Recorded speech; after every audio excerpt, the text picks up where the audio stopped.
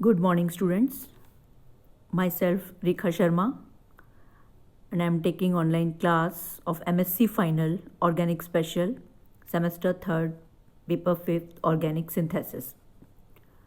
In today's lecture, I am going to discuss about one group CX disconnection of ethers and sulfides and two group CX disconnections of acetals. Ethers and sulfides. We can often choose our first disconnection because of the reactivity or lack of it of one side of the target molecule. The oxygen atom in the compound 4 has a reactive side methyl by SN2 and an unreactive aryl side, so disconnection is easy. That is, it should be on the reactive methyl side. अक्सर हम हमारे first disconnection को target molecule की एक side की reactivity या अनरिएक्टिविटी के basis पर चूज कर सकते हैं. कंपाउंड 4 के ऑक्सीजन एटम में एक reactive side CH3 group SN2 reaction द्वारा और एक अनरिएक्टिव अराइल साइड है. इसलिए इसमें डिस्कनेक्शन को चुनना इजी है और ये रिएक्टिव मिथाइल साइड पर होना चाहिए.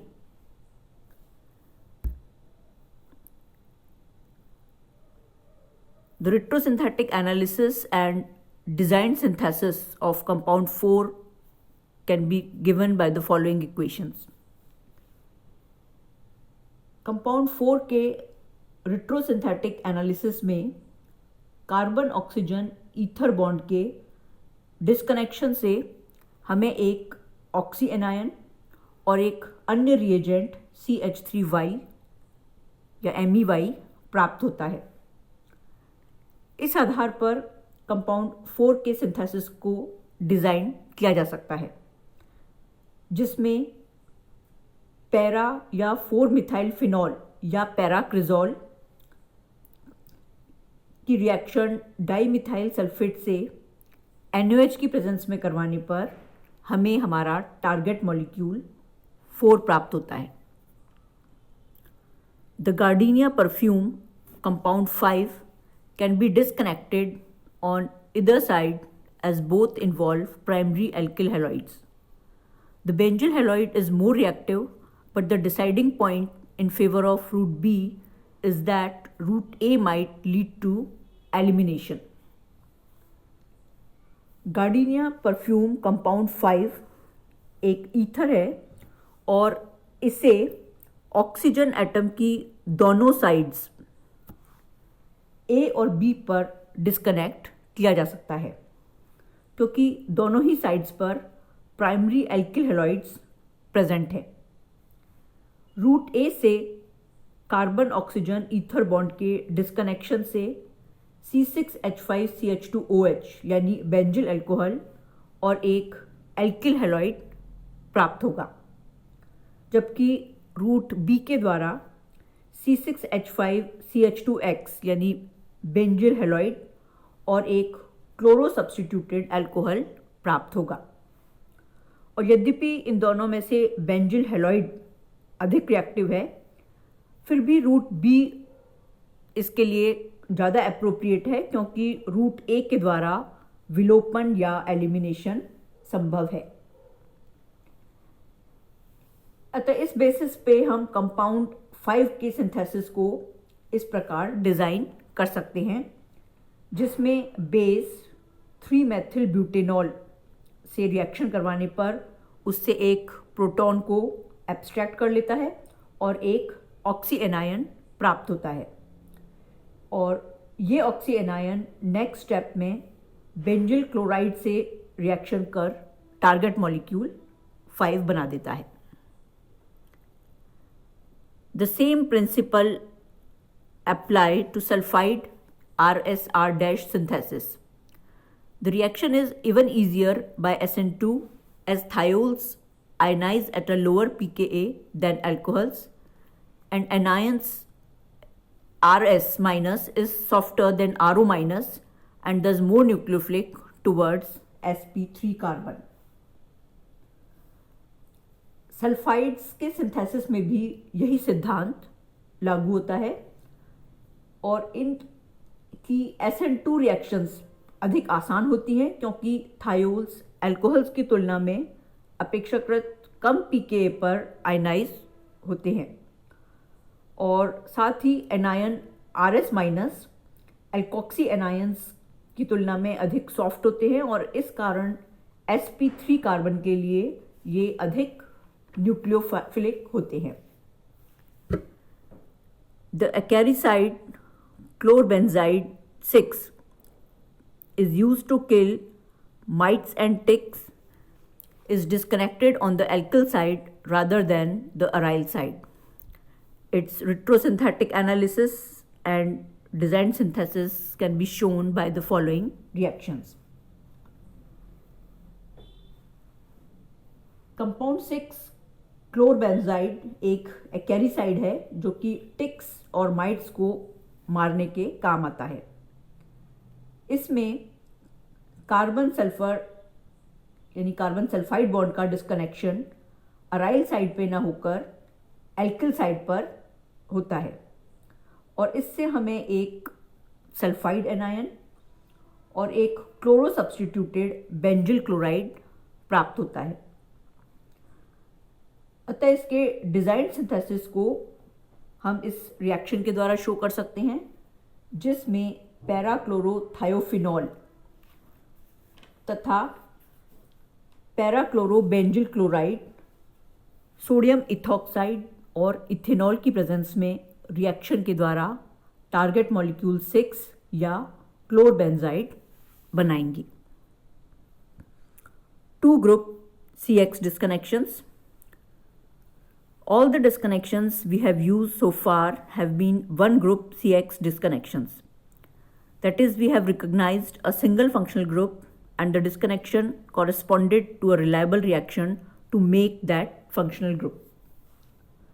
अब तक हमने जितने भी disconnections यूज़ किए हैं वो सभी one group CX disconnections हैं जिसमें हमने एक फंक्शनल ग्रुप की पहचान की और डिस्कनेक्शन उस फंक्शनल ग्रुप को बनाने वाली रिलायबल रिएक्शन के संगत या कॉरस्पॉन्डिंग था.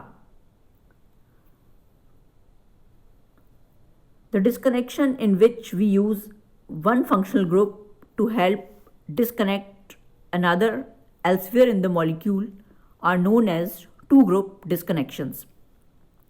Use 2-group disconnections wherever possible because they are more efficient disconnections than 1-group disconnections in reducing the complexity of the target molecule.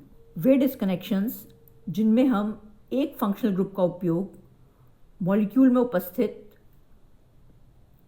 अन्य फंक्शनल ग्रुप के डिस्कनेक्शन के लिए करें 2-ग्रुप डिस्कनेक्शंस कहलाते हैं. जहाँ भी संभव हो 2-ग्रुप डिस्कनेक्शंस का उपयोग किया जाना चाहिए क्योंकि एक टारगेट मॉलिक्यूल की कॉम्प्लेक्सिटी या जटिलता को कम करने में ये 1-ग्रुप डिस्कनेक्शन से अधिक प्रभावी या एफिशिएंट होते हैं. 1,1 difunctionalized compounds. Let us take the example of acetals or ketals. In these compounds we can use one oxygen atom to help disconnect the other as shown below. Both CO bonds have been disconnected and we can label the operation 1,1-dix to show that it is a 2-group disconnection. We have also numbered the carbon atoms bearing the functional groups to show the relationship. Here the numbers 1,1 indicate that both the functional groups are attached to the same carbon atom. Acetals और ketals 7 में हम एक oxygen atom का use दूसरे oxygen के disconnection के लिए निम्न प्रकार से कर सकते हैं. यहाँ पर दोनों कार्बन ऑक्सीजन बॉन्ड डिस्कनेक्ट हो चुके हैं और इस ऑपरेशन या इस प्रक्रिया को हम 1,1-dix से शो करते हैं जो कि एक 2-ग्रुप डिस्कनेक्शन को दर्शाता है। यहाँ 1 नंबर ये दर्शाता है कि दोनों फंक्शनल ग्रुप्स जो हैं वो एक ही कार्बन से जुड़े हुए हैं।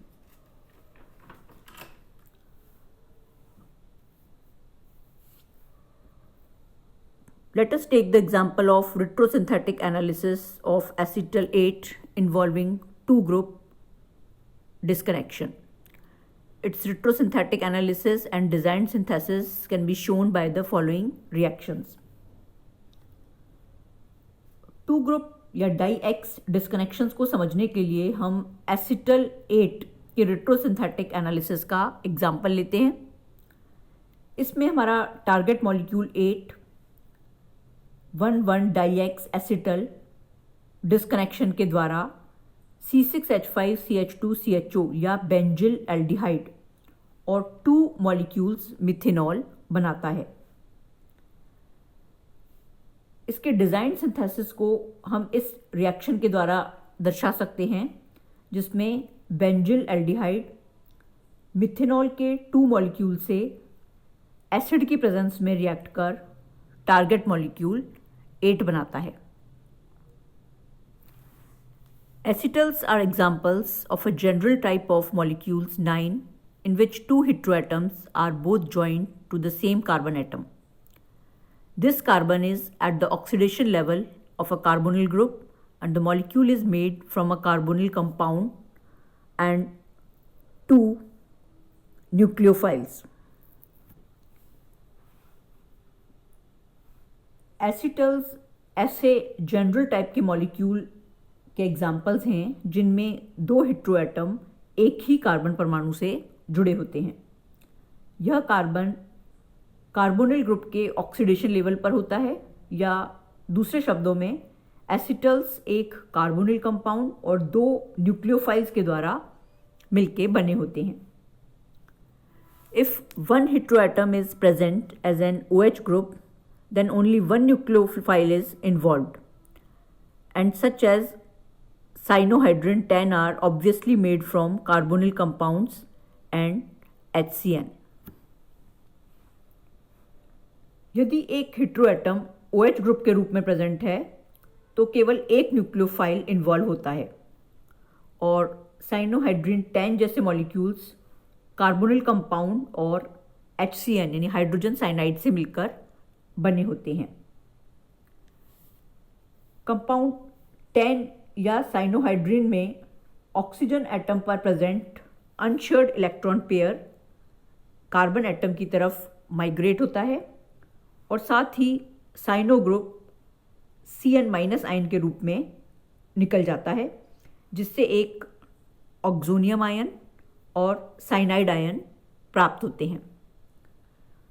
इस ऑक्सोनियम आयन से एक प्रोटॉन ट्रांसफर साइनाइड आयन पर होने से प्रोडक्ट के रूप में हमें कीटोन और HCN प्राप्त होते हैं। Let us design the synthesis of compound 11. Its retrosynthesis and design synthesis can be shown by the following reactions. Compound 11 का सिंथेसिस हम डिज़ाइन करें तो इसके रेट्रोसिंथेटिक एनालिसिस को हम इन इक्वेशन के द्वारा शो कर सकते हैं। इसमें रेट्रोसिंथेटिक एरो पर लिखा हुआ FGI रिडक्शन यानी फंक्शनल ग्रुप इंटरकन्वर्जन रिडक्शन ये शो करता है कि हम कंपाउंड X जो कि एक साइनोहाइड्रिन है के साइनाइड ग्रुप के रिडक्शन के द्वारा टारगेट मॉलिक्यूल 11 को प्राप्त कर सकते हैं। इसी प्रकार रेट्रोसिंथेटिक एरो 1,1 डाई-एक्स ये शो करता है कि साइनोहाइड्रिन X को कीटोन यानी साइक्लोहेक्सेनॉन और HCN की रिएक्शन के द्वारा बनाया जा सकता है।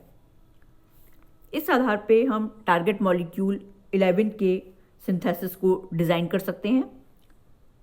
साइक्लोहेक्सेनॉन की रिएक्शन KCN से एसिडिक मीडियम में करवाने पर साइक्लोहाइड्रीन्स प्राप्त होंगे, जो प्लैटिनम ऑक्साइड की प्रेजेंस में रिडक्शन करवाने पर CN ग्रुप CH2NH2 ग्रुप में कन्वर्ट हो जाएगा और हमें हमारा टारगेट मॉलिक्यूल 11 प्राप्त होगा।